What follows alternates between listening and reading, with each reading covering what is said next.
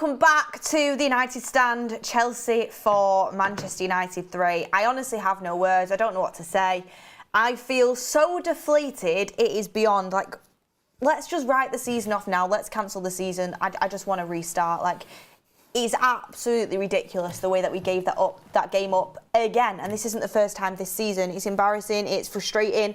And it's time for the therapy forum. We have Faz, Mordsz, and we're joined by Usmaan for the first time in a while. Usmaan, I would say, you know, great to have you on. I wish we were talking about a win. We nearly were talking about a win, but unfortunately, you have to come to the Lion's Den and everyone's... I mean, I had to apologise before. I said we're not usually all this down, but it is the way it is, isn't it?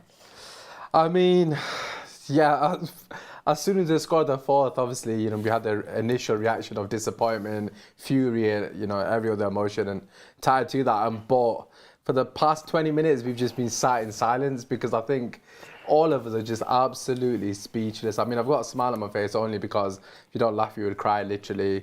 I'm sure we'll get into the nitty-gritty of the game itself, but yeah, just the top line is absolutely unacceptable and completely embarrassing, to say the least. I felt like crying. I'm going to be honest. I literally did feel like crying. I had to take myself off into the corner of the room and give myself a talking to. You weren't the only one. Because, I mean, Faz, Cole Palmer literally destroyed us. I voice noted my friend who knows Cole, and I said to him, tell Cole Palmer I'm looking for him. He's unreal. He's from another planet. He's having a season of his life. It is what it is. It is what it is. We failed to contain him. Dalot failed to contain him.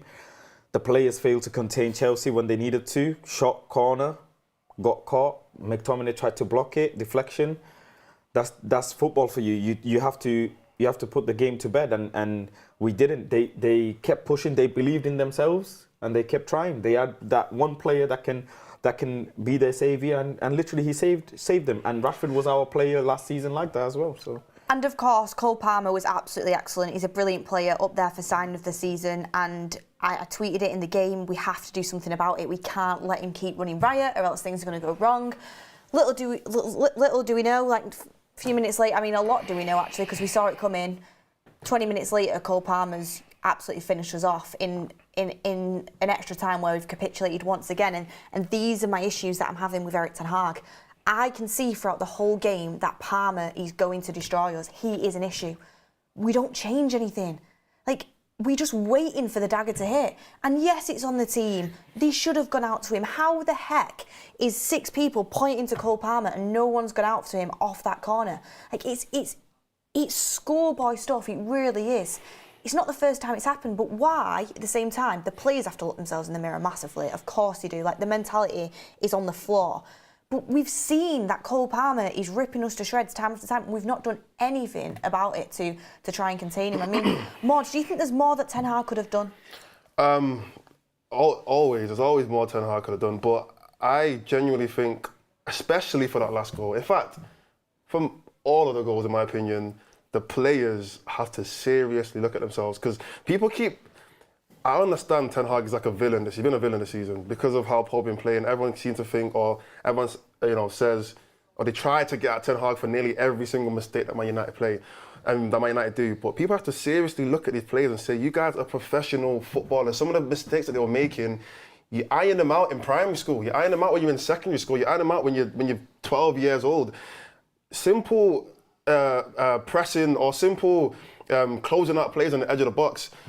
How have you not learned after 90 or 100 minutes of playing a full football game, and we've already conceded a goal from that exact same move? How have you still not learned in 100 minutes? 101st minute to not close out a play, not close out their best player as well, yeah. Their best player. You've already conceded a goal doing that exact same thing, and you're still not doing it at the 100th minute. Do you remember a while ago, was it in the Champions League or Europa League? I can't remember. But do you remember when Demba Ba scored against us? Yeah, when we had one player on the halfway line. We had one player on the halfway line. I think it was Ollie at the time was manager. Maybe, yeah. Yeah, I think it was. I can't remember even what team it was against, but I remember Demba Ba scoring against us. We had one player on the halfway line. I think it might be in Besiktas, so one of them two teams. Can't remember. And this is a type of naivety, and I'm sorry, like, what are you doing? Like, what are you doing? We've been doing this for years. And I'm going to put some of it on Ten Hag because it's happened all season. And as a manager, you have to get a hold of it. But, you know, people talk about different sets of players. People talk about Erik Ten Hag as recruited. But this has been going on for years. We are capitulation FC. And, I mean, I'm going to read out some stats.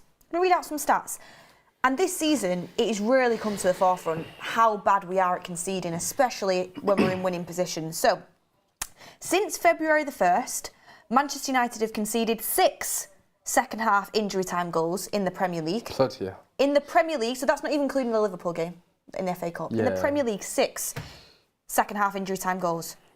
And then 82 seconds was the time it took from it to go 3-2 to 4-3 to Chelsea. I mean, Pochettino's there running up and down the touchline. He couldn't have it served better on a plate. The guy's going to be going home like praying, thanking Manchester United, you know, for saving his job because he's been terrible with Chelsea and we absolutely just served him up a win there. And then Man United led the 97th minute on Saturday and the 97th minute on Thursday, both against teams in the bottom half of the table, and they got 1 point from it. 1 point. Yeah, I mean, our last 2 games we've conceded the 98th minute, 99th minute, and 100th minute, or 101st minute, something like that. But obviously, to come back to your point, I've been saying it for the entirety of the season. I know Faz has been saying it as well. I mean, I agree with Mordsz in terms of the players, especially the 4th goal. I mean, if a 6 or 7-year-old conceded that goal, I would have been fuming. Like, to leave any player at the edge of the box in that scenario is absolutely inexcusable. However, you know, we've seen it time and time this season. We're not in the Champions League because we can't manage games. Galatasaray games, Copenhagen games, go back to those games, 4-3 against Bayern Munich as well. All of those games where we've lost like 4-3, 3-2, every single one of them games, they've been a basketball match. And in those scenarios, when you're winning the game, that's when your players step to the forefront and you control the game. And I think, for me personally, yes, you've got to look at the players. Of course, you have to at Manchester United. They need to take accountability. But at the same time, what is the manager doing to have an impact on this game? And for me personally, time and time again, he doesn't have control in games. He keeps talking about we need control. We need, you know, the importance of having control. Mason Mount came on and I actually thought he had a fantastic cameo. I know it's not going to mean anything now because obviously we've lost. But the difference between a Mason Mount and some of the other players that we had on the pitch, Mount was playing it with one-touch pass. He was keeping the ball ticking and he was keeping it simple and he was just rotating the ball or recycling the ball. And a lot of our players were so eager to try and lose the ball and try and go forward, and that has been a consistent theme throughout the entirety of the season. And if it happens once or twice, you can look at the players, but when it happens 3, 4, 5, 6, 7 times, then you got to look at the manager and say, no, what, he's not nipped it in the bud and said this is not acceptable. At the end of the day, this is the Manchester United Football Club. I expect them to have top analysts. You know, when it's happened twice, the 3rd time that should not be happening, the 4th time it definitely should not be happening. And for me, a top coach like a Klopp or a Pep, for example, even Arteta now, the 3rd time they would have looked at that with the analysts and said, this is where we're going wrong. In this scenario, in the X game, this is not going to happen. We can either shut up shop or we're going to control the game. Put your foot on the ball and actually just keep possession, and we do not do that. And we allowed Chelsea back in the game even before they got the bit of slice. We'll get into that. But as you said, Palmer was growing in the ascendancy. He kept finding the pockets of space, and we did absolutely nothing to nullify that. At 3-2, we should have seen that game out against a very poor Chelsea team, and it does come back to the tactics. And yeah, you can blame the players for today, but you got to look at the bigger picture. It's not the first time it's happened. Usmaan, absolutely spot on. Absolutely spot on. And Mordsz, there's people out there saying you can't blame Erik Ten Hag because it's the players. And there's people saying, you know, Ten Hag should have a better control of this team. Ultimately, where do you place the blame? Is it ill discipline? Because if it is the players, you know, doing it over and over again, are they not listening to the manager? Is Ten Hag hesitant in the way he's going about things? I mean, do you think he made the right substitutions today? In terms of substitutions, I mean, you look at the players that came on. It's a bit unfortunate, the whole Johnny Evans thing. So we had to bring on Kamwala. Can't really blame him for injuries again. Varane, 2 defenders. We have no defenders. Yeah, 2 defenders, and that's what's that? 4 defenders, centre backs. 4 centre backs that we've got injured now. So that's obviously not really in Ten Hag's control. And then you've had to bring on McTominay for Casemiro because he's having a terrible game. Oh, and don't get me started on Casemiro. And then he's had to bring on who else? Rashford. He's had to go up top because he's not really going to take off Antony. Antony's having a decent game, and Garnacho obviously scored 2 goals. He obviously eventually came off. So substitutes wise, I can't really say a lot. There isn't really much for him to really do. Mason Mount actually had a decent game, but in terms of what you said about who the blame should go towards, like I said, definitely Ten Hag can be at blame because, like Usmaan said, there's certain things that's been reoccurring game after game after game. They should be ironed out. And obviously there are other coaches who United have to say, look, we've analysed this. We've analysed the problem. Clearly, we're conceding a lot of goals at the edge of the box. So let's sort it out. But at the same time, it's the 100 and to me, when it comes to like stoppage time and like extra time, a big part, most of the control of the game is through the players now, because the manager can't really do too much. He can't give that many instructions to the players now. You're in crunch time. The tactics of the actual game has pretty much gone out the window. Everyone's it's got a bit more free flow because the game's so back and forth. Both teams trying to get a goal. It's now on the players, on the leaders. Who's the leader in that defence? Like honestly, who's the leader in that defence? I think Maguire was, and to be fair, I thought Maguire had a decent game, but. But if Maguire's leading that defence, you're the one you should be telling everyone, look, we've conceded a goal at the edge of the box. Cole Palmer is stood at the edge of the box. There's nobody going towards him. Bruno was probably the closest player towards him. He's the captain, so he should be at least telling either himself or telling someone to go and close him out. Both of them say stand. Both of them are pointing at him. So those are the two leaders, in my opinion, who should be at blame for that last goal, because you can blame Ten Hag all you want, but he's not on the pitch. These are grown men on the pitch, 25 plus 30-year-old men on the pitch, international players on the pitch. You're supposed to be experienced players. You're what? England international, Portugal international captains. Crazy. And you're both conceding an easy goal like that. You can't shed the blame from those kind of players. That goal isn't Ten Hag's fault. I agree with you, but the manner in which the game was conducted is the reason for my annoyance with the manager. And obviously, I'm sure Faz will elaborate further on that. But I just think all in all, it's not good enough from top to bottom, to be honest. Well, I'm going to come to Faz in a second. Quickly, I'm going to get a poll running for you guys to interact with, and we're going to read some of your super chats out in a second. Thank you for bringing them in. The poll is: will Erik ten Hag still be manager going into next season? Will he still be manager come the summer, going into the new season at Manchester United? And honestly, I can't wait for that new season to come quick enough, because this one is done for me now. Like, it's done. If we didn't have the FA Cup to play for, I'd be booking holidays left, right and centre every weekend, because there's nothing for me to watch. Like, we are. It's embarrassing. Like I said, losing against Chelsea is embarrassing, but losing in that manner, oh my, it is. I'm embarrassed to be to watch that and have to speak about Manchester United off the back of that. But Faz, in terms of, obviously we're going to talk about the refereeing as well, but I don't think you can just blame the refs. Like, we didn't help ourselves, we really didn't. But Faz, people will talk about Dalot for that penalty, but then people will also say, at that point in time, Ten Hag needs to make a decision and the team needs to make a decision. We've conceded a really poor penalty, probably shouldn't have been a penalty, but let's just see out a draw now away from home. But no, we have Dalot running with the ball, doing step-overs, trying to shoot and leaving gaps open. We have Rashford trying to go for glory. We have players just left, right and centre trying to win the game, and next thing you know, they're up the other end having a corner and it's making it 4-3 in 87 seconds. It's ridiculous game management. Where do you place the whole dramatics within the 87 seconds? Talk about the Dalot involved with it. Talk about the lack of control from the players. Erik ten Hag's involvement as well. Firstly, it's never a penalty. It's impossible that's a penalty. He's not made enough physical contact where his weight is pulling the player down. Thanks. He's made physical contact with his arm, but the weight of it is not enough for the player to go down. He's not made any foot contact with the player. You've seen players, flying kick players this season in the box that didn't get given penalties. You've seen players choke players this season that wasn't given cards and whatever. This was absolutely a mess up, an absolute cock up from PGMOL. That's what it was. 100% he got his footing wrong and he slipped or tripped or didn't run fast enough. He shouldn't even be in a position where he's falling over. That's his mistake in itself.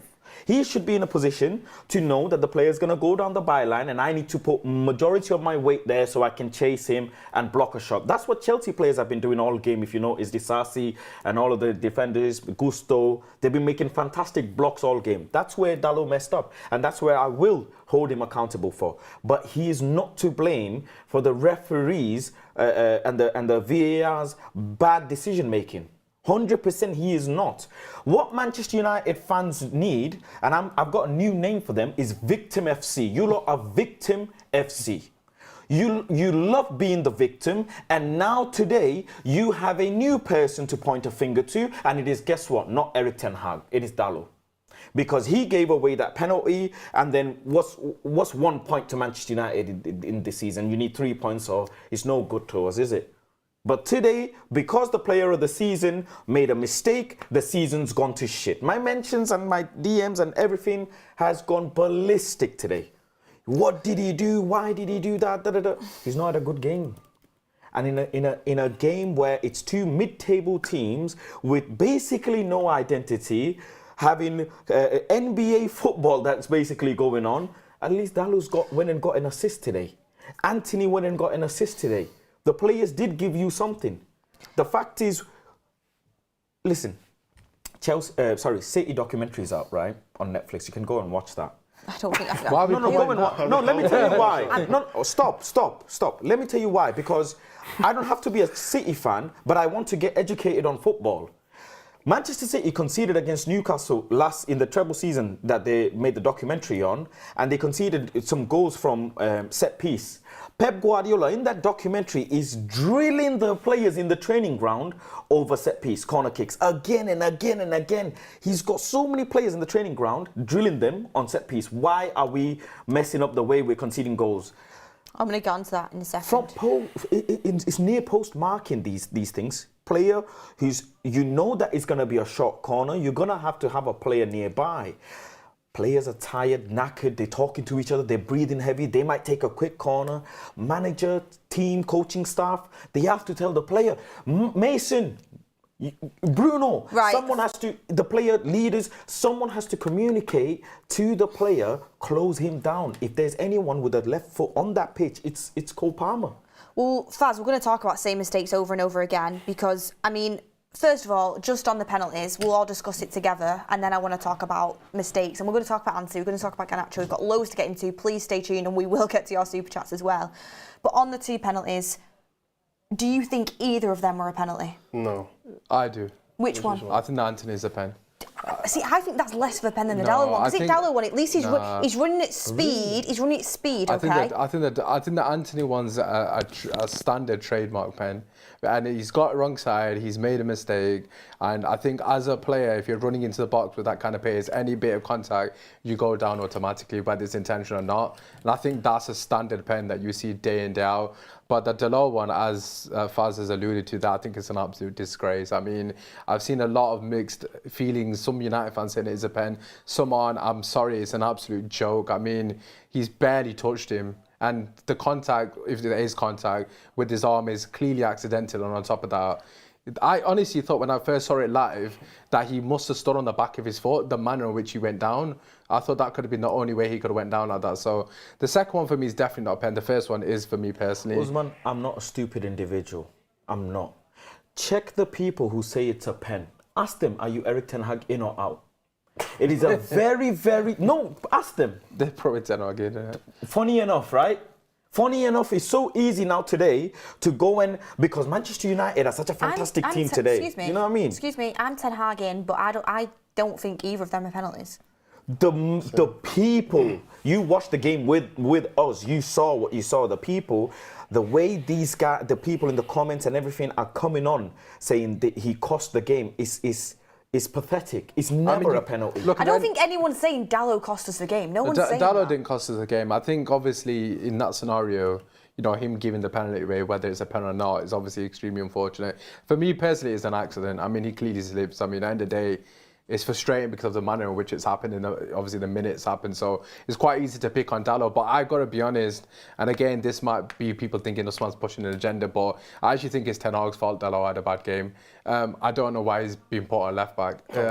I just before you go, Beth, like, absolutely baffling. Like, I'm not even a big Dalot fan. I know Faz obviously is, but I've been very critical of Dalot. He's been extremely inconsistent, but let's be real, Dalot's been our best player this season in terms of consistency. I'm not talking about purple patches. I'm talking about week in, week out. He's either been a 7, 8 or a 9 consistency. And the last 3 months in particular, Dalot has stepped up. In particular, when he's going to midfield, in the build-up play, he's been absolutely pivotal for United. And for some bizarre reason, he swapped him and Wan-Bissaka when Wan-Bissaka's played the last 2 games at left-back, and Dalot's been phenomenal at right-back in the last couple of games. Strong 8 or 9s out of 10. And he's just had an absolute stinker, this left back, and he had 20 minutes of absolutely awful play, Dalot, right? Why not just swap him back? Like, just swap him at half time. Against Liverpool, he swapped as well, didn't he? Yeah, but like, Dalot was awful. Do you know what it is for me, Usman? You can't play left back. I'm going to be honest, before going into the game, when I knew Dalot was playing left back and Wan-Bissaka was playing right back, I was happy because I thought Wan-Bissaka was so bad at left back in the Brentford game. And I've seen Dalot play left back well before. I've seen him lock down Saka at left back. Do you know what I mean? The issue is you nullify that best attacker. Let me finish. So I was happy with it. I was saying I would start Dalot at left back. But about 20 minutes into the game, I said to Mordsz, change it. I said, if I'm Ten Hag now, okay, you've had that vision, but realise your mistake, my mistake, because I said it as well, I was in agreement with Ten Hag, realise your mistake and don't be stubborn and change it. But he didn't change it, and he should have, because what's Wan-Bissaka's best trait? Locking down wingers who are unbelievable. Who's an unbelievable winger? Cole Palmer. Exactly. Who was ripping Dalot to shreds all game? Cole Palmer. Why did he not change it? And that wasn't his best game as well, to be fair. That's what I mean. Why did he not change it? There's no logic. I was literally going to say the exact same thing that you guys are saying. I'm not even that annoyed at Dalot. I'm actually not. I'm more annoyed at Ten Hag for trusting Dalot against Cole Palmer. Sure. That's literally it. Sure. I did say that in the build-up, remember? That one of my problems. Yeah. Literally, I said, look, the reason why he put Wan-Bissaka left back against Liverpool because he knows the biggest threat is clearly on the right wing with Salah. Same way today, the biggest threat is clearly on the right wing, Cole Palmer. You want to put your best defensive player against their best offensive player. And people keep saying, oh yeah, but Dalot going forward, he's so good. He is. No one is ever denying that. But the fact of the matter is, defensively, sometimes that's more important than offensively. And I know, yes, we still need to score goals. But if you know that defensively, you're going to have a tough game against a player who is on stupid form, probably the best form of his life, for both teams, he's probably the best player of both teams. So you want to have a player there who can actually do a good job, at most do a great job against Cole Palmer and shut him up. But instead, you're swapping him over and you're hoping that Dalot can do a great job. The first goal came from Dalot being too far forward because he was trying to push. The last goal came from Dalot being too far forward. He was out of position. Sometimes we just have to think defensively, try and hold the game out a little bit and nullify their best player. And then offensively, we can work something out. Great assist, cool. We lost the game. It meant nothing. It meant absolutely nothing. But can I be honest? We're not looking at we're looking at the things that happened, latest in the game, right? The penalty and whatever that happened. He got later. cooked the whole game. No, but that's sure, right? Let me tell you something. Number one, Andre Onana should have saved the first goal. Gallagher's goal. It's not acceptable. It's not acceptable. That's one. In the last 6 penalties that Cole Palmer has taken, 4 of the penalties he went on the right-hand side, 2 of the penalties he went in the middle. In both the penalties that Cole Palmer took today, Cole Palmer went on the right-hand side and Andre Onana dived to the left. Football at this level is being scrutinised in microscopic detail. He's taken pretty much every penalty, middle or on the right. Yeah, Onana's dived on the other side. I know, but I think that's been a bit. I'm sorry. Yeah, but okay. Even if you exclude the penalty, no problem. He But should the have saved first the goal is Gallagher one. pathetic. I'm sorry, the first goal should have saved, I'll hold my hands up, he should have saved the first goal. But let's put things into context. Cole Palmer buried both them penalties bottom corner. Yeah, Sure. they were bottom. It The side there. is. One hit No the camera. keeper in this league was saving them First one hit the penalties. camera. Even if them 2 goals go in, if Onana saves that first goal properly, we come away with a point. That's not every low shot it goes in. Yeah, but You can't no, just you say, can't- you know you what? can't say that, Oh, though. okay, He made some good saves today. And can I just say that Bruno research. goal that he scored with his header, and Anna started it off with the throw out to him, and it was really good starts distribution. off a goal and then he's pumped. The He only gets a hand on it. only thing Onana was to blame for today, 1 goal. Fair enough, 1 goal he was to blame for, but guess what? We were winning 3-2 and we should have held on to it. That's not his fault. I think that's why it doesn't That's not impact his the fault. game. And just like people will say, Dalot gave away a penalty, he also gave you an assist. Yeah, but Team should have done better. I get that, Faz. I get that, Faz. But the point is, should Onana have saved that first goal? Yes, he should. He really should have. But we are winning 3-2 and we end up losing 4-3. And nothing from that is Andre Onana's fault. We cannot blame him. We cannot blame him. Yeah, I'm not blaming the game on him. But what I am saying is, we're talking too much about what happened later on in the game. Well, yeah, because that's why we lost. Every player needs to be discussed anyways. That's Yeah, what we need to go around the team and we need to talk about every player. You're deflecting. No, it's not deflecting at all. You're deflecting from Dalot to Onana. It's not deflecting at all. That's the manager's number one player. He's letting in. He touches his hand and goes in. He's our player of the month.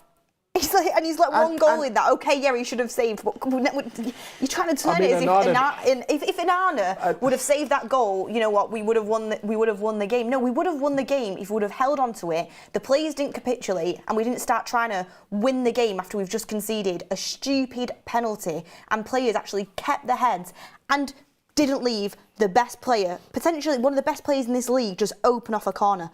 That's why we lost. Someone has to get a hold of the team, right? That's Who's what I'm getting hold of saying. the team? Who's the captain? Who's the captain?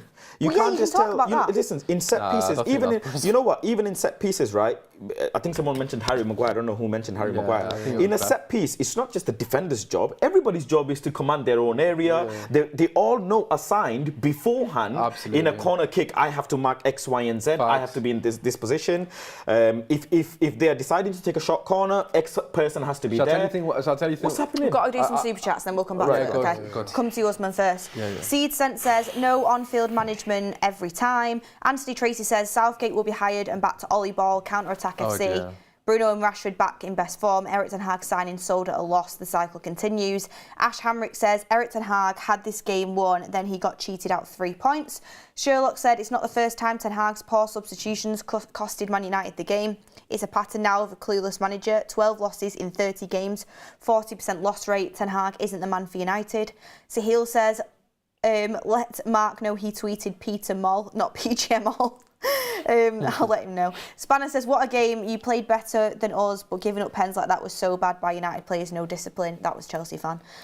Kieran Lee says, yes, the players bottled it, but you can't concede 25 plus shots every week and complain. Why can't you adjust? Well, Ten Hag's been speaking about that, and he says he's fed up with that comment. Will you get some quotes up if you said? We will, yeah. What process are people actually backing? Why was Ollie, Mourinho and Van Gaal out, but this is okay, I'm lost. And Pijol Shah says, if Ten Hag is sacked and Southgate went in, I'll blame you all. And Presh Ideas and Design says, no, can't blame Ten Hag. Players lack game management. Red Army says Rashford should never play for United again and should apologise to every player who started that game who worked tirelessly as Rashford walks. LeBron James says, I saw Faz at Liverpool pub last week. Drew 2 says, but why do fans think this ownership will magically pick the manager they want? Yeah, you boys with LeBron. King James. Billy Johnson says, years of negativity and these losses, Ten Hag will be sacked and Southgate will take over another 5 years in the dark and we're done the minute Qatar lost. Carlson Charles says, look back at the games. Ten Hag was literally screaming to slow things down, control the game. Look back at the games. We need smarter players. Anthony Tracy says Russian roulette FC / centre midfield is a problem. Duncania says the Rashford sub sums up Ten Hag in so many ways. Riker Nyberg says without a coach, the players should concede less shots per game. Seems like you want the manager out. They were closing people down. Jayesh Manikel says it's a combination of awful refereeing, bad substitutions and poor performances by players. You cannot blame one individual. Yeah, I agree with that. That's a fair point.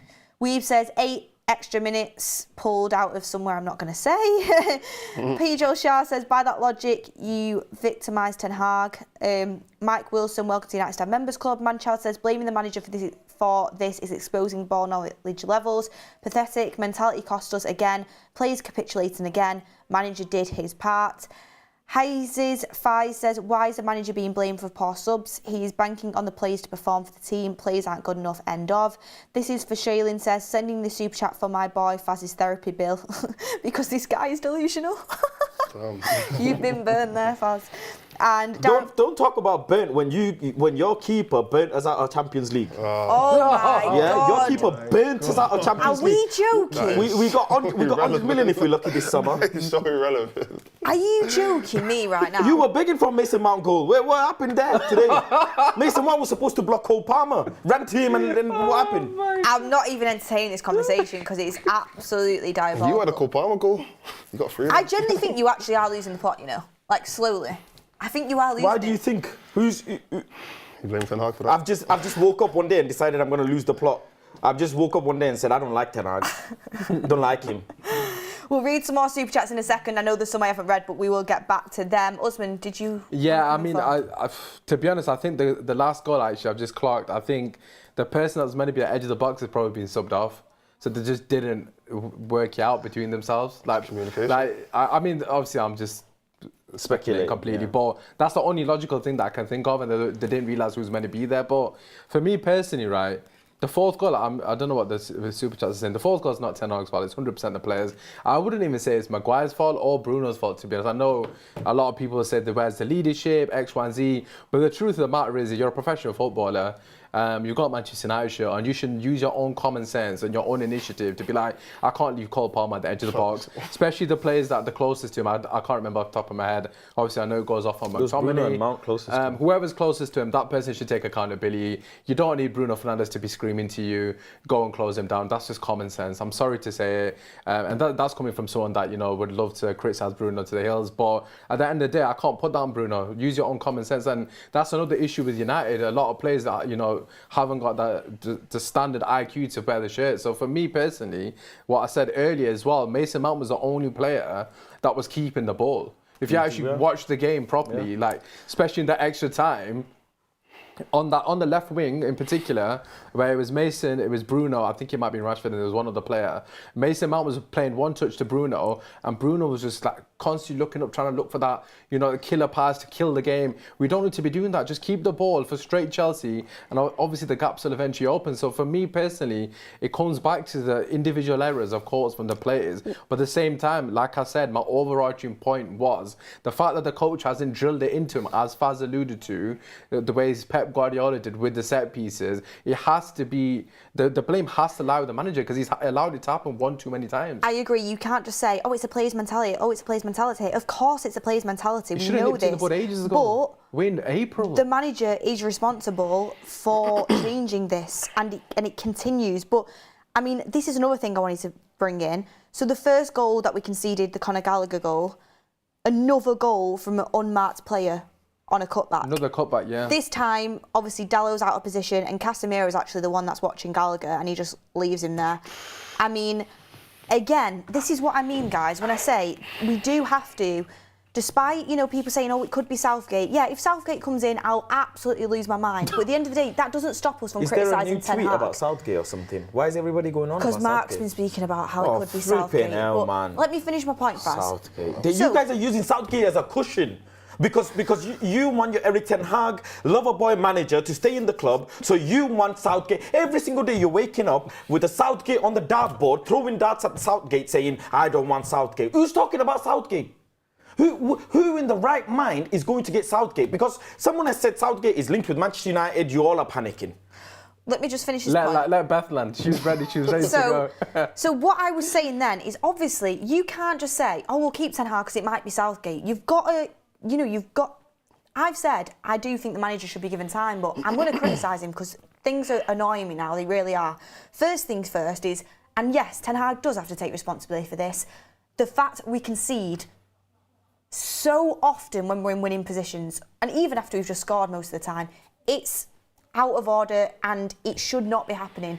Players need to look in the mirror too, but it's happened way too many times. It happened in the Champions League. It was happened 6 times in injury time since February alone. Shouldn't be happening. Another goal conceded by an unmarked player at a cutback. How many times has this happened this season? And we've not addressed it. This should be happening in training. How are we going to stop players from scoring off cutbacks? The managers are now targeting this. It's obvious. Chelsea tried to do it numerous times as well, but we managed to get blocks in. Johnny Evans, brilliant when he came on, getting blocks in. But it happens every time. They target us and we're not changing it.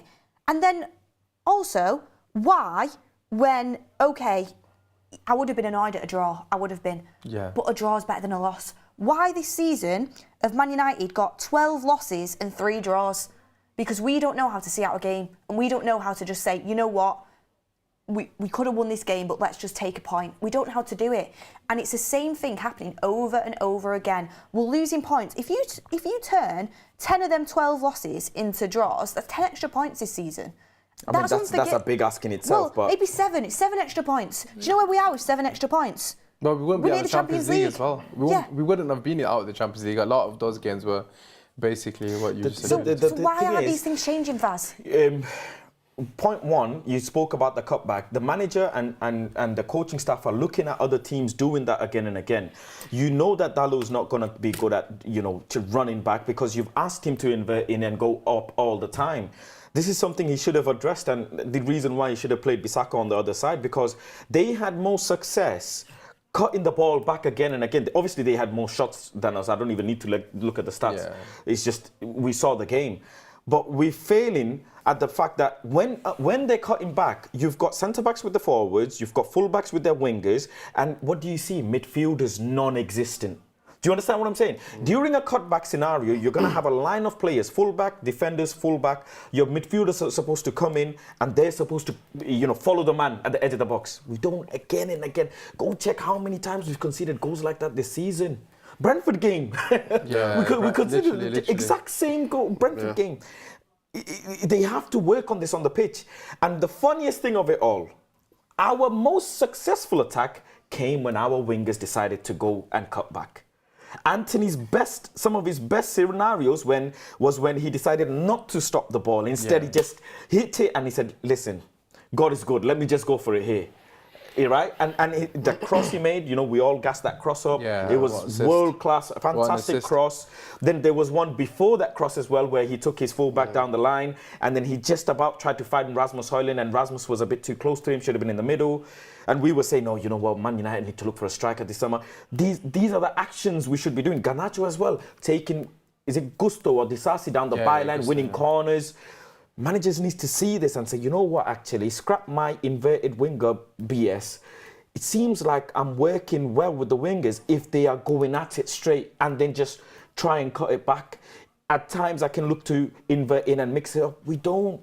We just get frustrated. Wingers continuous. We try and do this invert possession. I don't think hold it's an the ball. inverted wingers because a lot of other teams play with inverted wingers. I think for me personally, it's literally the issue with the system. I mean, Casemiro had an absolute stinker in the which no one's mentioned so far. Well, let's talk about that as well. He was absolute awful like this today. In general, he hasn't been great. But the point I'm trying to make is, regardless of which player you play in that scenario or that position, Amrabat, Casemiro, Mino, whoever else, McTominay, whoever else has played there, we've conceded cutbacks. There's always been a vacant area there, regardless of which player is starting that position. I think, for me personally, it comes down to the system, the setup and the tactics. And I think off the ball, we've got to be one of the worst teams in the league. I mean, you mentioned stats earlier, but there's one stat that is absolutely blowing my mind. I think in the last 5 games, we've conceded more than 25 shots per game. Usmaan, I've got a stat for you. Oh, there you go. Okay, so Premier League shots faced in 2024. Man United, 225 in 2024. Sheffield United, 206. But that's what I'm saying. And it comes back to all these excuses that people make for Ten Hag. I mean, today, we've got 4 centre-backs injured. Obviously, we understand that's absolutely ridiculous. But there's no realm where you can make an excuse that Manchester United are conceding more shots per game than Sheffield United. There's just no excuses. I'm sorry, it's not good enough. You can't excuse that. Well, let's talk about Casemiro because the show is running away with us. I mean, I'm sorry, I've been saying it for quite a while now. Feel bad for he's becoming an absolute liability. Awful today. And he has been a class player over his career, but I'm not joking. He's physically unfit.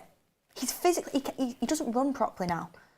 Like, genuinely, I see him. The reason, by the way, he's constantly diving on the floor at stupid moments. You want to know why it is? Because he knows he can't win in a leg race. He gets left behind. So he dives in so it doesn't look like he's getting out-chased. He is unfit and he gives the ball away left, right and centre. Love his passion. I actually do think he is a player that, can be good as part of a squad in terms of offset pieces. He's great. He has some special things in his locker. But overall, as an individual player in this team now, he's costing us. He's a liability. Yeah, no, I 100% agree. And I think when players get to certain ages, there's a reason why older players usually are in certain positions. For example, centre backs. You can kind of get away with being a bit older as a centre back because if you've got quicker players around you, you can kind of keep them as cover and whatnot. And even like maybe you look at Real Madrid, they've got like Cruz and Modric and whatnot, and they are similar ages to Casemiro, but they've got players around them that are very, very, very young, very, very quick, very, very talented that can also keep the ball. So they're not actually getting, even though they are world-class players regardless, they wouldn't really get exposed just because of the players around them. But whereas with Casemiro, as a DM, you can't, especially in the Premier League right now, the amount of times I just saw players just run past him so easily. It was like he wasn't even there. And I said it during the game. I was like, listen, if anyone's running with the ball in midfield and Casemiro's in front of him, that's easy food. They're just going to glide past him because he has no capacity to be able to stop them unless he fouls them, which is why he gets so many yellow cards and red cards, because he has to bring them down. So, in my opinion, I'm kind of hoping that he kind of figures out some kind of evolution to his game where he doesn't get caught out as much. But the reality is, if he carries on like this, he has to go. He can't play at this high level against the players that he's playing against, top opposition. Like I say, Chelsea's top opposition, but other teams in the Premier League, he can't play at this level with those kind of legs and without at least a lot of protection around him. And if he has to have a lot of protection around him, then he's the liability, because we shouldn't be trying to build a team around Casemiro. We should be building it around someone like Manu or any of the other players. But the fact of the matter is, we're gonna have to build, if we want him to stay in the team, we're gonna have to bring players around him to complement him, which we shouldn't be doing. The fact is, next year he can't be starting. No. And he either gets sold or he stays as a squad player for mentality and to help behind the scenes, but he's on 300 grand a week, so you can't pay 300 grand a week for that. I'm sorry. Yeah. So the decision has to be made on that. I mean, let's talk about Antony. For me, probably, Garnacho scored 2 goals and was great, but top 2 players on the pitch. I mean, played like not on the pitch, not on the pitch. No, I meant for United. Yeah, just because, just to save you there, because sorry. mentioned Palmer. I meant for United, yeah. I mean, unfortunately gave away that penalty early doors, Faz, but looks like he had a point to prove. I mean, that Kevin De Bruyne-esque pass to Garnacho, just insane. And did he take his chance today, Faz? Yeah, I think he did, but I still have my hesitation with him because of how much he slows the game down. Facts. It's just so much space in front of you. As a winger, you look at that, right? Any winger in any level of football, you look at that and your eyes light up because you fancy yourself against any fullback. You think you're a bit pacey. He purposely slows the game down, and we're not the type of team to be holding the ball well. When he slows the game down, passes it back to the team, what's the one thing we can't do is figure out a way to construct a chance to create a goal. We score these freakish goals from set pieces and random crosses and stuff like that, or players with individual brilliance. So I don't know why he slows it down. Like I said, the best opportunities he's had today is when he actually said, you know what, I'm gonna take the fullback on, and obviously the cross that he made. I think it's good that he did that, and obviously it's welcoming, but it's too little, too late. For this season anyways, it all adds to nothing. It's a shame anyways with that assist and that goal, we still weren't able to get 3 points today. So I just hope the manager plays him a bit more and maybe benches Rashford. Or remember I said, I think it was at the show with you and Ricky, I said Erik ten Hag needs to start playing Marcus Rashford. If he's benching him, needs to start playing in the middle, because it helps the team create more chances with wingers who are because he's more not there creative. to kill their Exactly. And time. that's why I wanted Marcus Rashford to be benched and play in the middle, and proves my point today. Isn't it funny as well, like Antony today, when he actually went at Kukureya, that cross to the outside of his foot, crossing the ball, goal. When he went to the byline and absolutely did him and got it in, Rasmus made the wrong direction of a run, but still could have been a goal, went right across the face of goal. When he inverted, he actually made some growth passes into the middle to Rasmus and Bruno. For me, I think he's earned his spot against Liverpool, because I'm going to be honest, genuinely, he deserved to be on the winning side today, because I feel like what he did was massively beneficial to the team. Penalty was very unfortunate, obviously. But Garnacho as well, Mordsz, 2 goals, 2 good goals as well, took him really well, worked his socks off. What do you make about his performance off the left? I will say, I did think he started off a bit slow, I'll be honest. I think he did lose the ball quite a lot early on into the game. I feel like he was just growing into it. A lot of people say that they don't actually think Garnacho should start. I think it was me. Yeah, that Garnacho shouldn't start. He's more of an impact player, which he probably is as well. But I think I'm seeing more and more in this season, because he started, 27 games in a row. He's kind of being forced to just be one of those players. He doesn't have a choice anymore whether or not he's an impact player or not. He has to play. Ten Hag has shown that he's clearly one of his favourites. But I will say that first goal was an amazing goal. It might have looked a bit simple, but to be able to run with that amount of pressure behind him, I think it was Badiashile, he was on his right-hand side, putting pressure behind him, one-on-one with the keeper, and to still be able to slot away. That's a difficult goal for him to score, especially he's a young player as well. On weak foot as well. And his weak foot, if he even has a weak foot, but to be able to get that goal was great. And also to put away Antony's cross, because again, that's not an easy goal. And I was saying when I watched the goal, he was running straight on with the keeper. And a lot of players, let's be honest, they'd be scared to do that, because they're thinking, if I keep on running, I'm going to run into keeper, I might get injured, and they might move out the way, or they might try something else. He ran straight on, got the header, went past him, clattered with the keeper a little bit, didn't get injured, luckily, and obviously the ball went in. So I think it's good to see his bravery in the game, and it's good to see that he's actually able to do, or be able to finish difficult chances. Can I make another point as well? It's just popped in my head. Remember, please remind me, I think last season it was, Dalot and Antony had a fantastic relationship build up. Dalot used to overlap him a lot. Yeah, and Antony would help him in defending. Why didn't he play Dalot on the right-hand side? I know Dalot got an assist, but it just baffles my mind more and more. I mean, we're not going over that again. Yeah, just on the Garnacho point, obviously, it was me who said it. I think, look, obviously Garnacho got his 2 goals today. I think this game definitely favoured Garnacho. He's similar to Rashford in the sense that he's very good in open spaces, obviously.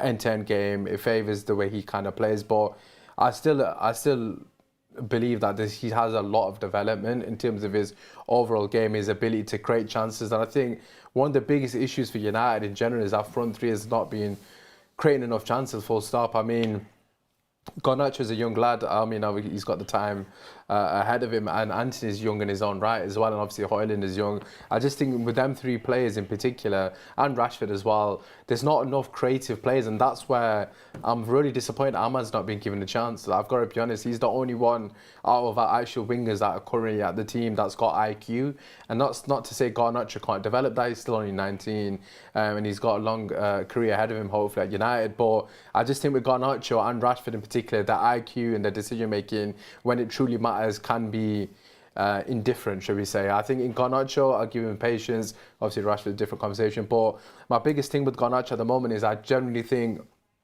in terms of his development, he would benefit a lot if he wasn't the starting winger. He's making a lot of mistakes, and of course, you need to get on the pitch to learn from those mistakes. But that first time cross back. Yeah, there's a lot of things that he just needs to iron out in his game. He's got a lot of potential, and hopefully he fulfills that. But in terms of his IQ, his decision making, like he's got so much pace. I would love to see him come inside and play a ball to Bruno and run in behind. You don't see that enough from him or Antony, to be fair. They don't play a give and go with Bruno. Our players don't use Bruno a lot. I know I criticise Bruno a lot, but they don't give the ball to Bruno and run off it. Like, they don't move off the ball the way they'd want. They either want the ball to feet or the ball in behind, but there's no link-up play between our front 3 and Bruno. And I think that's the biggest issue in United. And there's no fluidity. Like, Garnacho would stay on his wing, which again is fine, but I want them to be a bit more fluid in the manner in which they conduct themselves through the front 3. But yeah, to come back to Garnacho, I think has a lot of potential, has a lot of ability, but I just think in terms of IQ, he's got a lot to learn. I agree that he's got a lot to learn, but you're in a situation now at United where he's our best forward player. I know, but he has to play.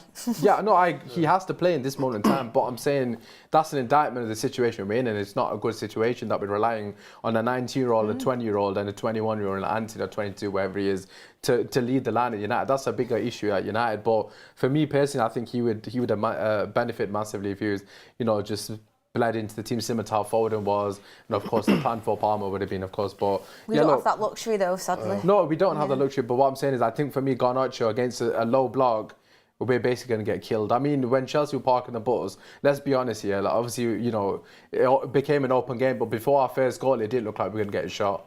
And that was because they parked the balls. We got a goal, very fortunate, they passed us the ball essentially. But before that, we looked absolutely clueless breaking down a low block, and it's not the first time. And I don't think Garnacho suits a low block. When the game's open, he's absolutely phenomenal. He's in his element. But in a low block, we need players with IQ. And I think I'm a bit disappointed Ahmad didn't actually come on, because his IQ would have probably killed the game for us, because he's got the ability to pick the right pass. And Garnacho, Antony, and Rashford, they don't do that 9 out of 10 times. We absolutely do need Ahmad to play more minutes, especially against a low block, because I agree with you, he's a different type of profile, Mordsz. Yeah, one thing I was going to say was, I feel like with attacking players, you spoke about obviously creating for each other, and I feel like you learn how to create for a player the more you play for them. For example, the chance that Antony had, where he took whoever the fullback was, Cucurella, down the line. If he understood Højlund's game a little bit more, he might have predicted that Højlund's going to make that run inside rather than putting it across the box. And you learn that by just playing with each other a lot more. The problem that United have is the whole team in general is just constantly changing. No, you're right.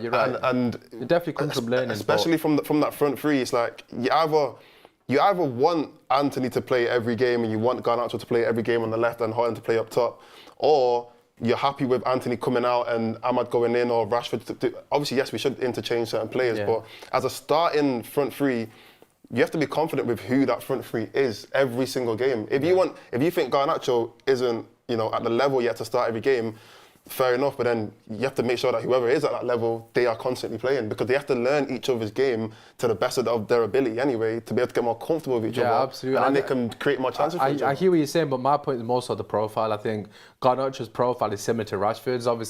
Rashford's further in his career, of course, he's got more to his game, but in terms of how they play at the moment, hopefully Garnacho develops more into a creative, like Kvaratskhelia, or how we pronounce his name. Like, obviously I know they're not similar, but the way he plays the game, obviously Rafael Leao is similar to Garnacho in terms of pace, explosive, but we need a Kavici player on the left as well. We need Garnacho to develop that part of his game, because the amount of times he doesn't cut in and play the ball and run behind, I need to see more of that. He's electric in terms of his pace. Just needs to pick his head up, play the ball to Bruno, look for a return pass. I think he scored against Fulham the last season when he scored the winner. It was a 1-2, I think. The one that he scored the winner. We need to see more of that from him, but yeah. I want to talk about Marcus Rashford now, because he's getting, he divides the fan base so much, but I've just watched a clip of him. It's going around Twitter. I can't show it, obviously, for copyright reasons. Comes on with 30 minutes to go, maybe. Walking, jogging. You have players that are playing 90 plus minutes every game.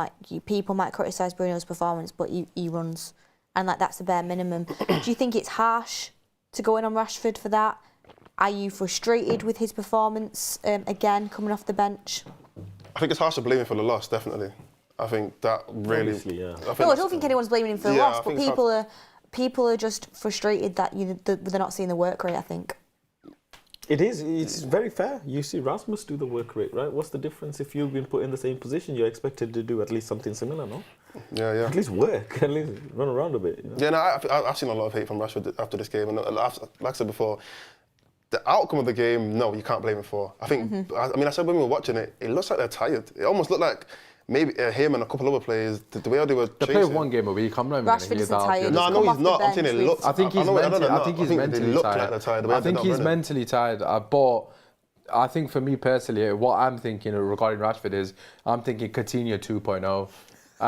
The way Liverpool sold Coutinho, we're not going to get that much for him, but the way they sold him and reinvested into the team properly, but two bona fide world-class talents, obviously now, is what Manchester United need to. If we do not cash in this season, in the summer, it's the biggest L in our history.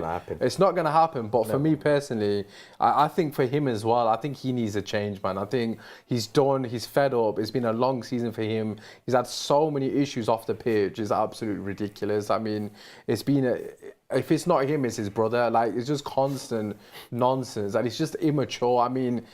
The comments from his brother, which doesn't really reflect on the performance, is just embarrassing. Grow up. Honestly, they get paid to talk about your brother. At the end of the day, you could have ranked them as well. It works both ways. But regarding Rashford, he doesn't want to be here. It's as simple as that. He's got clutch goals in him. But at the end of the day, I'm saying cash in 110%. PSG are missing a Frenchman, and they can enjoy a Mancunian, hopefully. 100 million. Interesting stuff I'm there. okay with his performance. I told you this before. I don't expect anything from him. I get what I expect. Well, 80 to 100 million. I mean, if we paid it 80 million for Antony. Here's one for you. I mean, I didn't really notice it in the game, to be honest. I've seen a lot of people speaking about it, but my brother is a big Rashford fan. He messaged me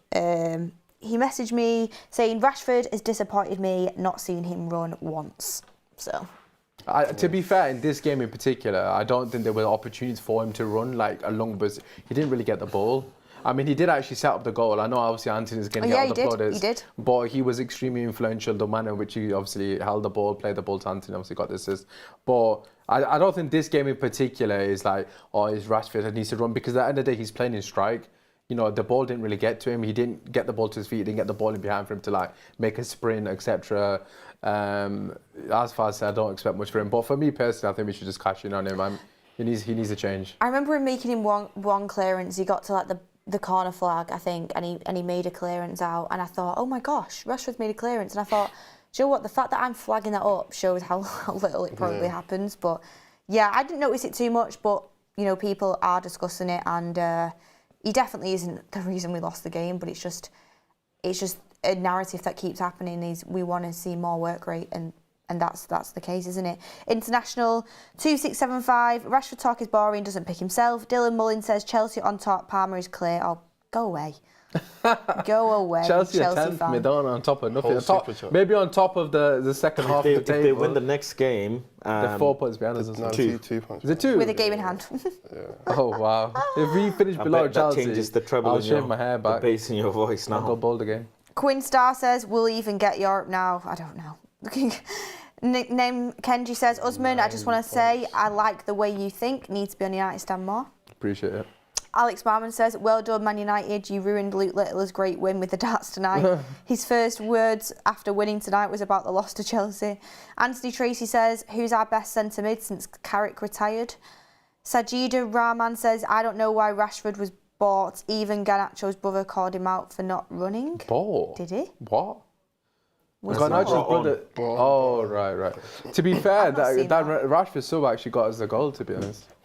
Yeah, I mean... I actually don't blame Rashford for anything. I don't think you can blame him really per se for today. I think it's a bit of a cop-out, I'll be honest. I think people just have agendas they like to run a lot of the time, and people are frustrated with Rashford, so they're going to try and pin it on him. It wasn't Rashford's fault. Am I disappointed he doesn't put the work rate in? Yeah. What does that tell you, though? What? It's not Rashford's fault, he was on the bench. It's not really Antony's fault, he worked hard. Not really centre-back's fault, they were injured, they got subbed. Not really Onana's fault. What not really Bissaka's the fault. thing is, for me, it's like, I'm not gonna... Didn't mention Dalot. Single-handedly. Yeah. The thing is, though, I'm not going to single out Rashford costing us the game because he didn't. But what is the thing that keeps happening game after game after game, which is a massive frustration for me, is he's not putting enough effort in. And it's as simple as that. And that frustrates me because you're meant to be a fan. But that transcends down to the team as well. Like, why are you not Beth, the biggest thing with Rashford for me, right, is the fact, obviously his work ethic. But you got to bear in mind, like if you listen to ex-pros and when they, like, for example, like let's just say any of the class of 92, they always talk about when they got into the dressing room, they had obviously Mark Hughes and all these people to look up to, Eric Cantona, etc. They set the example. Who's Garnacho looking at? Who's Kobe Mino looking at? They're looking at Rashford, who's walking on the pitch. That does not send a precedent to the younger players that this is the right role model to follow. And for me personally, it's a bigger issue within the team and the culture. And again, it comes back to what I said regarding snuffing it out. If he's not going to run, I mean, Ten Hag, to be fair to him, did the right thing. Whether he dropped him or rested him, who knows. But they did the right thing by not starting him. I think that needs to be a reoccurring theme. Garnacho scored twice. Antony, to be fair to him, had a decent game, but the penalty. I don't see why Rashford should come back into this team personally against He just Liverpool. needs to do one more thing and bench Bruno Fernandes because he had an awful game as well. Diabolical game. Diabolical strong. No, it's not. It's diabolical. I don't think he had a diabolical game. Just hoofing the ball and hoping it gets to a winger and the winger can do something. We can't control the game. You say we can't control the game, yet he's hoofing the ball. Look at Palmer and look at Bruno. Look at the difference in terms of like the impact Palmer had. Yeah, but one's a winger, one's supposed to be No, but what I'm saying is Palmer basically plays in camp, doesn't he, really? Let's be real. plays where he wants. But the point I'm trying to make is Bruno needs to have that impact that Palmer has had for Chelsea. The first 18 months that Bruno had for United, I don't think anyone can dispute how good he was. But if you compare his first 18 months to the 18 months after that, it's literally night and day. United dragged him down. I mean, you can say that, but you know, there's my personal opinion is the other way around, innit? But you know, that's for a different day. I think it would be all night. But yeah, there's too many issues. But to be honest, the midfield, we haven't really mentioned it about Casemiro. The midfield balance has not been fixed. And it's been the reoccurring conversation throughout the entirety of the season. Yeah. And even in April, it's still an issue. There's no balance, so it's a disgrace. Got some more super chats. Kimmich says, remember that a lot of these players Erik ten Hag brought into the team and chose to keep. Even his signings are on the bench. No system, bad subs, bad manager. Keane OT says we need to stop acting like we were the better team. We were awful and getting dominated before Chelsea handed us away back into the game, which gave us momentum and made them panic. Nothing that we'd have done. Carlson Charles says Pep was able to get rid of all those players that were not good enough. Who's left since Ten Hag's arrived? If these players are the same players that got 4 to 5 managers sat doing the same thing. Malga says Jose played for identity. Erik ten Hag plays street ball. Alex Marman says, if we hire Southgate, I will not watch a single game. Real Middleton says, 75% of this squad are the same ones Rangnick warned us about, but we want to get rid of Ten Hag. Seriously, absolute joke. Kieran Lee says, stop using Southgate's name as Erik ten Hag comfort cushion. Ten Hag is beyond repair, not the man we got from Ajax. Pathetic poor season tactics. Alex Marman says, if I were Garnacho, I would be angry with my teammates bottling the game once he was off the pitch. Bottle Jobs FC, I am so angry right now. Darren Mulaney says, Jim Ratcliffe should get hold of that team and bollock them for poor form. Stefan Tarangovic says, Ineos say best in class, but want to recruit Southgate. Looks like that's just a tagline. Would rather stick with my Erik ten Hag. Head is gone. Kia says, if United got the half of the decisions that Chelsea got this season, we'd be fourth in the table at this rate. Refs just gift them to Chelsea. And Robert McCormack says, Dalot reaction suggests it was a penalty. This is for Shailene says, oh yeah, we've done that one. Thank you everyone for super chats. If I've missed any, I am so sorry. There's been loads in tonight, but I've tried to get as many as I can. GC says owners spent money. We had good players, great managers, but the coach our players with jobs for the mates, employees that cannot even coach the basics. Years of inexperience or past it backroom staff. AK Azimi says Dalot was so bad, nowhere near Wan-Bissaka, sell Dalot. Sir Hawk says both Rashford and Bruno have bad football IQ. They don't pace themselves well. Facts. One runs too much and the other doesn't run enough. I mean, someone's saying sell Dalot. He's been our player of the season. He made one mistake. Oh my lord. But they're the super chats in. I'm sorry for missing. I tried to get the most I could. Please hit a like on the video. We really would appreciate it. To end the show, thank you, Usmaan, for coming on. You've been brilliant, by the way. Appreciate it. To end the show, Sir Jim Ratcliffe was watching tonight. We'll have one word from all of you for what he's thinking right now. Faz. Let me have a think. You guys go first, because I'm thinking of words that I don't want to say on live. ETH out. That's two, yeah. Yeah, you can have a couple if you want. I'm going to say big changes. Okay. Refund. Keep your receipt. Oh, gosh. Refund. You kept the receipt. Have you kept the receipt, Sir Jim? Manchester United fans want to keep this manager. He should ask for a refund as soon as possible. Call the bank and say it was bank fraud. He got scammed. Well, on that note, also, sorry, Manchester United have lost 17 games in a single season for the first time since 1989. Thanks for making it worse. Always break a record that's man. broken today.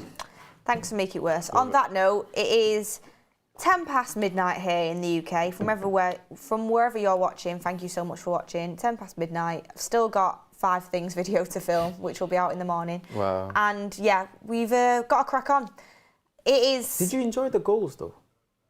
I enjoyed the goals, but I didn't enjoy conceding. No, but as in the goals we scored, the celebration, you enjoyed it, right? Yeah, of course. I'm a United fan. You got it on camera, bro. You enjoyed it? I mean, I've forgotten him, I can't lie. Yeah. Well, then, ladies and gentlemen, let me tell you something. The new propaganda that I am starting, which is possession-based football, is dead. Jurgen Klopp is about to win the Premier League, and Pep Guardiola and Arteta can go and scratch their heads wondering why. Stop this sexualism that you have about possession-based football and get behind this crack cocaine, counter-attacking football. which we all love and enjoy, and get you off your feet. That's my new propaganda. This guy's lost his head, by the way. He's going crazy. He's literally gone mad over the past few weeks. That felt like no one of those films, like when you see when they do the TV. I hate possession. Listen, Arsenal and City can win the treble this year, you know. They can win the treble this year. Stop all that. You know what I'm saying? I think he's saying bring. I think he's saying treble. Why City they can shouldn't win be the winning the treble. treble He's saying bring anyway. Oliver. Nobody gives a damn. Do you know where they went on tour? Do you know where they went on? Forget about The only thing them, I will right? say is I don't know a single soul who's watched that treble documentary. No one gives a Well, I am watching it just to educate Faz is myself watching anyways. But City versus Arsenal earlier on, right, this week, it was absolutely boring, dead. You all went to sleep. People tweeted, thousands and thousands of tweets, they were bored. Today, you were not bored. Even though we lost, you were not bored. Liverpool game, you were not bored. Come Sunday, you will not be bored, I promise you. No, hopefully it's another W, because otherwise it's going to be a You will long. not be bored. Possession-based football is bollocks. Thank you. I think that's saying Ollie. And And Bruno in. and on that note, thank you everyone for watching. The therapy stands worked. I was so sad coming into this forum, and now we're leaving. Still sad, but We're going to beat a Liverpool. little bit better. Oh God, here he goes. Here he goes. Wrap it up, Beth, wrap Do you it know up. what? Faz will probably be on some random stream or space in about an hour's time, ranting off. So follow him on social. You'll be on the space at 2 a.m. Definitely. saying it wasn't Dalot's fault. I'll be getting people sending It's a hot day you play Dalot. clips of you. I'm gonna be in into that your- space. Sending me clips of you into your laptop like this at 3 a.m. But anyway, When I tell you I really lose sleep over Manchester United, I'm not joking. that's why you're losing your head. You're not sleeping enough. Anyway, guys, thanks for watching. Please tune in to all of the content that we'll bring you tomorrow. I'm about to film 5 things that we learnt from this game. Have a guess what I'm going to talk about. Look forward to it. I'll see you later, everyone. Have a lovely weekend.